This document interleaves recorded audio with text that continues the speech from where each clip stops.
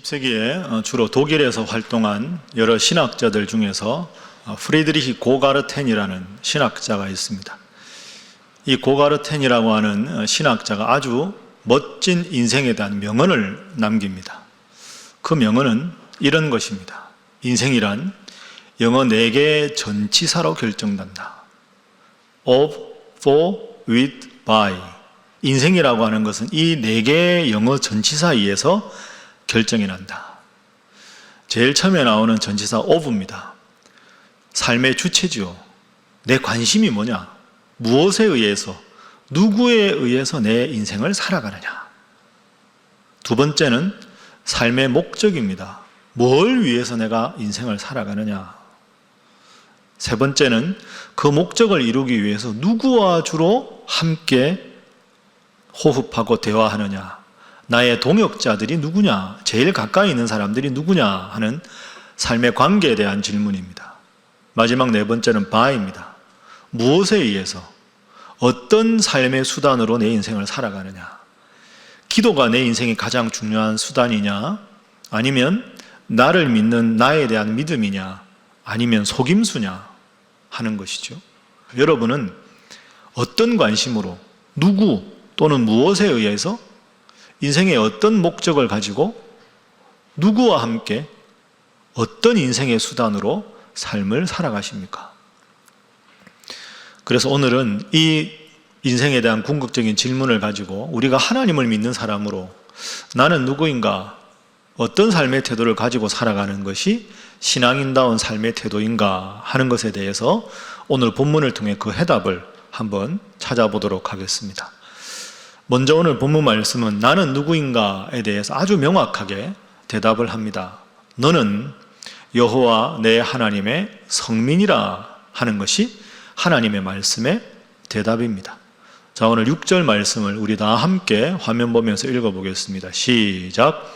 너는 여호와 내 하나님의 성민이라. 내 하나님 여호와께서 지상 만민 중에서 너를 자기 기업의 백성으로 택하셨나니. 아멘. 따라하겠습니다. 너는 여호와 내 하나님의 성민이라. 여호와 내 하나님의 성민이다 하는 것은 우리가 하나님께 속한 자다 하는 뜻이 되고, 더 적극적으로 해석하면 하나님께 우리 인생의 길을 물어야 바른 대답을 얻을 수 있는 존재다. 왜? 하나님의 성민, 내가 하나님께 속한 자이기 때문에. 여러분, 제가 자주 말씀드렸지만 하나님이 나를 창조하셨다 하는 말씀을 더 쉬운 표현으로 바꿔보면 나보다 나를 더 잘 아시는 분이 하나님이십니다. 자동차 타다가 고장나면 카센터를 가야죠. 왜? 자동차가 어떻게 구성이 되어 있는지 잘 아니까. 그래야 자동차를 고칠 수 있는 거죠. 내 인생이 지금 바로 살아가는가, 이렇게 살아도 되는가 하는 인생의 질문에 대해서도 하나님께서 나를 창조하셨고 나보다 나를 더 잘 아시니까 하나님, 제가 인생을 바르게 살아가는 것입니까? 하나님께서 원하시는 삶을 살겠습니다 하는 것이 우리가 취할 마땅한 태도라는 겁니다. 하나님을 위해서 내 인생을 산다 하는 말을 오해하지 마십시오. 그건 내가 하고 싶은 모든 것을 일방적으로 포기했다는 게 아닙니다. 나보다 하나님이 나를 더 잘 아시니까 나를 사랑하시는 하나님께서 내 인생을 가장 바른 방향으로 인도하실 궁극적인 분이다 하는 의미에서 하나님께 우리 인생을 묻는 것이 필요하다 하는 것이죠. 그래서 우리가 이렇게 고백할 수 있습니다. 한번 따라 하시죠. 나는 하나님께 속한 자다. 인생은 하나님만 바라보아야 행복하다. 여러분 믿습니까? 이게 우리의 진실한 고백이 되어야 됩니다. 하나님께 내 인생을 맡겨야 하나님께서 내 인생의 길을 가르쳐 주시는 대로 가야 내 인생이 행복해진다 하는 것이죠. 그리고 6절의 뒷부분에 보면 너는 여호와 내 하나님의 성민이라 이렇게 되어 있습니다. 성민, 그죠? 자, 성민이라는 말은 거룩한 백성 이런 뜻입니다. 오늘 우리로 말하면 이 본문을 읽는 우리에게 너는 나의 거룩한 백성이다 이렇게 말씀하십니다. 감사한데 죄송스럽죠. 그리고 6절 후반부에 보면 하나님께서 이렇게 말씀하셨습니다. 너를 자기 기업의 백성으로 택하셨다. 나죠, 나를 자기 기업의 백성으로 택하셨다. 많은 백성들 중에서.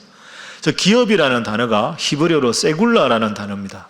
이 세굴라라는 단어의 원래 뜻은 보배, 보물 이런 뜻입니다. 그러니까 하나님께서 너는 거룩한 내 백성이다 이렇게만 말씀하신 게 아니라 너는 나의 보물이야 이렇게 말씀하시는 것. 뭐 잘한 게 하나도 없는데 보물이라 그러고 거룩하다 그러고 이거 하나님이 왜 이러실까? 나는 그럴 자격이 없는데 왜 하나님은 우리에게 보물이라고 말씀하시고 거룩하게 택했다고 말씀하실까요? 하나님이 그렇게 말씀하신 이유를 직접 설명하십니다. 그게 7절 말씀입니다. 자, 7절 함께 읽습니다. 시작. 여호와께서 너희를 기뻐하시고 너희를 택하심은 너희가 다른 민족보다 수요가 많기 때문이 아니니라. 너희는 오히려 모든 민족 중에 가장 적으니라. 아멘. 자, 오늘 이 신명기 말씀을 받는 이스라엘 백성들은 하나님께서 선택하셔서 출애굽에서 가나안 땅으로 하나님께서 영원히 함께 해주겠다고 약속을 하셨습니다. 이스라엘 백성들은 너무 황송하지만 죄송스러웠잖아요. 그러니까 하나님께서 그 이유를 친히 말씀하십니다. 다른 모든 민족들과 비교해보면 다른 민족들은 더 숫자도 많고 능력도 있고 출중한 다른 민족도 있다. 그런데 내가 너 이스라엘을 선택한 이유는 너희가 수요가 가장 적은 민족이기 때문이다. 그래서 7절에 수요가 많다, 수요가 적다 하는 반대되는 단어가 등장합니다. 수요가 많다 할 때 저 많다라는 단어는 원문으로 보면 풍부하다, 중요하다, 능력이 많다 이런 뜻입니다. 그러니까 하나님께서 내가 너 이스라엘 백성들을 선택한 이유는 너희가 숫자도 많고 능력도 많고 실력도 있고 뛰어난 많은 사람들이 있어서가 아니다. 반대로 가장 수요가 적은 민족이기 때문이다. 이 적다라는 말은 능력이 없다, 보잘것없다, 중심이 아니라 저 변두리다 이런 뜻입니다. 그러니까 하나님이 참 사랑이 많으신 하나님이지요. 이스라엘 백성들을 택하신 이유는 능력이 제일 없어서, 제일 보잘것없어서, 제일 숫자가 적어서 가만히 두면 안 될 것 같으니까 하나님께서 그들을 선택하셔서 하나님의 백성으로, 하나님의 보물로 삼으셨다 하는 겁니다. 그게 오늘 우리에게도 영적인 이스라엘로 그대로 적용이 되는 것이죠. 그래서 이 본문에 나타난 하나님의 마음은 바로 이런 마음입니다. 따라하겠습니다. 내가 가장 적고 보잘것없어도 내가 너를 선택하였다. 내가 너를 책임지리라. 여러분 믿습니까? 이게 하나님의 약속입니다. 그러니까 우리가 은혜가 넘치고 감사가 넘치는 거죠. 제가 주일날 아침이 되면 우리 이제 목회자들은 일부 예배 시작하기 1시간 전 6시에 경건회를 갖습니다. 간단하게 주일에 대해서 이제 업무에 대해서 상황을 파악을 하는데요. 그때마다 제 책상에 목사님들이 교구별로 전화 신방한 보고서가 있습니다. 요즘에 여러분들 직접 대면 신방을 잘 못하니까 일주일 동안에 여러분들 중에서 병원에 입원하신 분들, 그 다음에 입원해서 퇴원하신 분들, 큰 아픔이 있어서 기도 제목이 있는 분들, 이걸 저한테 다 제출합니다. 그럼 제가 이제 주중에 그것 보고 기도도 하고 또 궁금한 사항은 교구 목사님들께 체크도 하고 그렇게 합니다. 한 주도 안 아픈 분이 없고요. 한 주도 큰 문제 없는 분이 없습니다. 제가 그 보고서 볼 때마다 야, 어떻게 이렇게 힘드신 분이 많을까? 어떻게 이렇게 아프신 분이 많을까? 그런 생각합니다. 여러분 다 그런 분 중에 한 분 아닙니까? 코로나19를 겪으면서 다들 크고 작은 어려움에 처해 있습니다. 그러나 여러분, 정말 내가 부족하고 힘들고 지쳐 있는데 그래서 하나님 생각에 집중하지 못하지만 하나님은 괜찮아. 가장 부족해서 내가 너를 선택한 거야. 그렇게 말씀하셨습니다. 그 하나님을 믿고 힘들고 어렵지만 기도함으로 이 모든 어려움을 잘 이겨나가시기를 주님 이름으로 축복합니다. 이렇게 목회를 하다가 뵈면 참 안타까운 분이 가끔 있습니다. 저분은 지금 이 상황에서 좀 더 하나님 앞에 간절히 매달리고 기도하면 분명히 하나님께서 들어주실 텐데 왜 그걸 모를까? 본인 빼고는 다 아세요. 주위 분들도. 저분이 지금 좀 더 무릎 꿇으면 하나님께서 분명히 복을 주실 텐데 끝까지 자기 아집을 놓지 않고 자기 고집대로 하나님 앞에 무릎 꿇지 않고 자기 경험 의지하고 교만하게 살아가다가 더 큰 인생의 공경과 낙담을 하는 경우가 얼마나 많이 있습니까? 하나님은 너는 나의 보물이다 이렇게 말씀하셨습니다. 그렇게 소중한 존재가 눈물을 흘리고 무릎 꿇고 기도하는데 하나님께서 안 들어주시겠습니까? 하나님만 간절히 붙잡고 기도하면 지금 여러분이 아무리 어려운 환경 속에 있어도 하나님께서 능히 여러분을 지키시고 더 큰 복으로 함께 하실 줄로 믿습니다. 그래서 시편 기자는 이렇게 고백합니다. 시편 73편 말씀에 이런 고백이 있지요. 한번 보십시오. 하늘에서는 주 외에 누가 내게 있으리요 땅에서는 주밖에 내가 사모하리 없나이다. 따라합니다. 땅에서는 주밖에 내가 사모하리 없나이다. 자, 가슴에 손을 한번 얹어 보시죠. 두 눈을 감으시고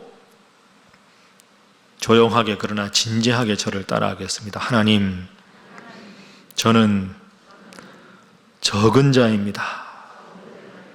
가장 적은 자입니다. 하나님, 저는 능력이 없습니다.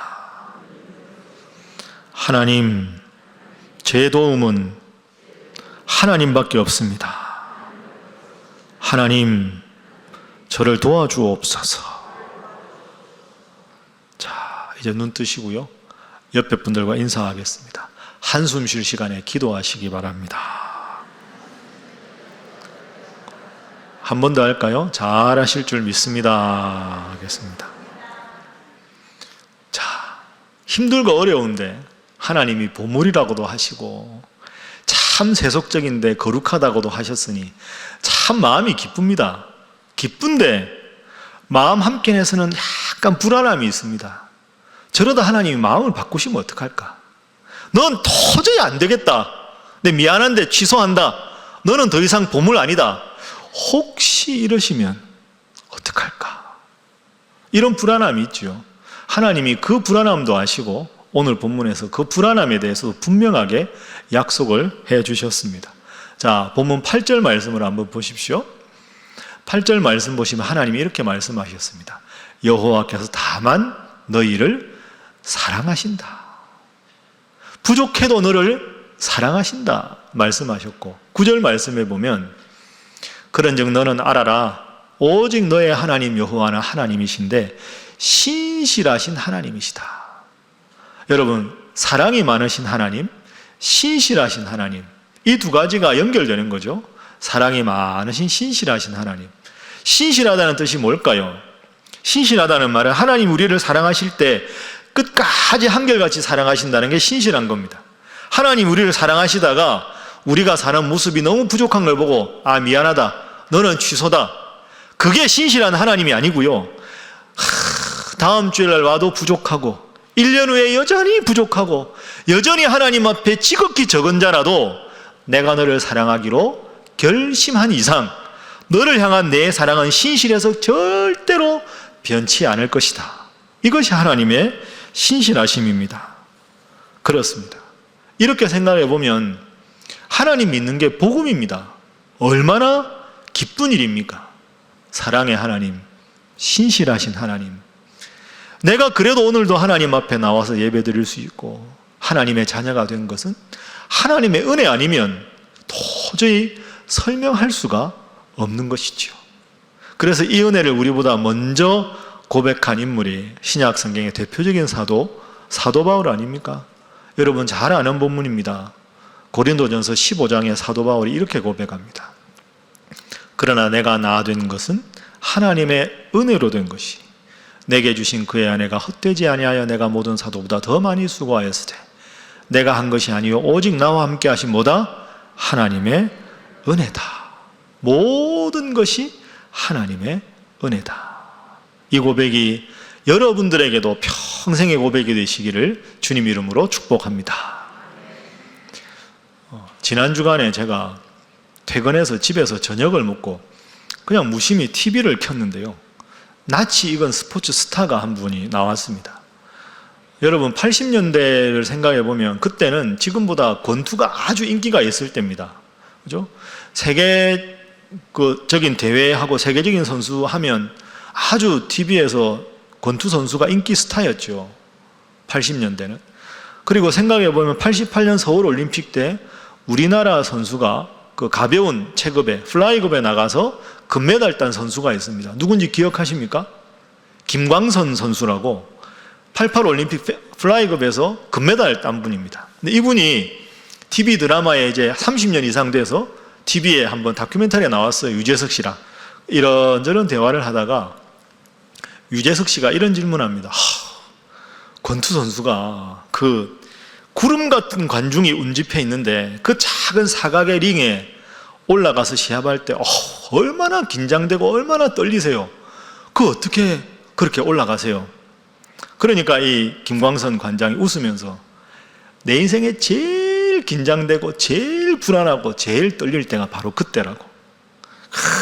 수백 명의 관중들이 쫙 운집해 있고 차 앞에 사각의 링이 있을 때 딱 글러브 끼고 이렇게 워밍업 하면서 그 사각의 링으로 올라올 때 마지막 1분 너무너무 긴장되고 불안하고 떨린다는 거, 내가 과연 이길 수 있을까? 저 선수가 준비 많이 했을 텐데 내 작전과 내 계획대로 한 회 한 회를 잘 버텨나갈 수 있을까? 온갖 걱정과 불안함이 엄습한다는 거죠. 그건 상상할 수 없다는 겁니다. 그 다음이 중요합니다. 이 김광선 관장이 자기는 그런데 그 두려움을 이길 수 있는 노하우가 있다는 거죠. 너무너무 걱정이 되는데 그때 마음으로 부르는 노래가 하나 있답니다. 그 노래만 부르면 갑자기 용기가 생기고 어떤 상대도 쓰러뜨릴 수 있다는 충만한 자신감이 생긴다는 거죠. 여러분, 그 노래가 뭘까요? 여러분도 인생 살다가 제일 불안하고 떨릴 때 그 노래 딱 부르면 마음의 용기가 탁 생기는 그런 노래가 있으면 얼마나 좋겠습니까? 김광선 관장에게 그 노래, 양주동 작사, 이홍렬 작곡, 어머니의 마음입니다. 나 실제 괴로움 다 잊으시고 길을 째 밤낮으로 애쓰는 마음, 하늘 아래 그 무엇이 높다 하리요, 어머님의 희생은 가히 없어라. 마음으로 이 노래를 딱 부르면서 시골에서 고생하셔서 자기를 길러준 어머니 생각한다는 거죠. 지금도 어머니는 나를, 이 아들을 응원하고 있다. 고생하신 어머니에게 기쁨을 드리기 위해서 반드시 내가 저 선수를 넘어뜨리겠다. 그 마음으로 딱 링에 올라가면 자신감이 생긴다는 겁니다. 제가 그 인터뷰를 보고 나도 한번 적용을 해봐야 되겠다. 여러분, 제 개인적인 이야기에서 죄송한데 목사가 제일 떨릴 때가 언제일까요? 여러분이 저라면 언제 제가 제일 떨릴 것 같습니까? 제가 제일 떨리는 시간은 당연히 주일입니다. 주일날 설교하기 1분 전 제일 떨립니다. 호산나 찬양대가 이렇게 찬양하고 있을 때 제가 여기 앉아있죠. 제가 편안하게 앉아있는 것 같아요. 그게 아닙니다. 찬양이 중간 이후로 가면 나가야 되는데 이 원고 들고 나가기가 아주 불안합니다. 제가 원고 몇 번이나 읽고 옆에다가 노트도 하고 헷갈리는 문장은 위에도 쓰고 노란색 하이라이트 하고 마지막 올라오기 전에 빨간색 하이라이트로 키워드들 다시 동그라미 치고 다 해서 이렇게 들고 올라왔는데 내가 과연 하나님께 주신 이 말씀을 순서대로 잘 전할 수 있을까? 혹시라도 감정 조절을 잘 못하면 어떡할까? 정말로 이 말씀을 전하다가 내가 정말 하나님 앞에 실수하면 어떡할까? 이 힘들고 어려운 성도들이 왔는데 그분들이 말씀을 통해서 힘을 얻지 못하면 어떡할까? 아주 불안합니다. 안 불안해 보이죠?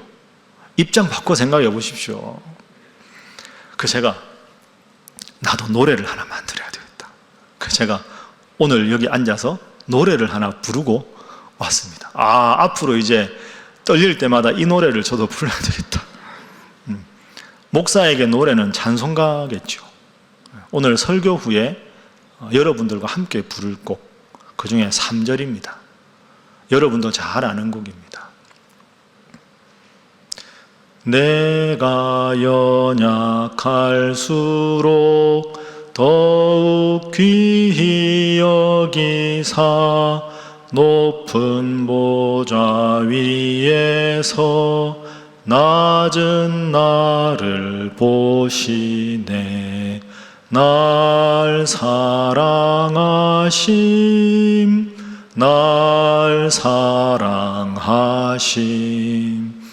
날 사랑. 성경에 그렇습니다.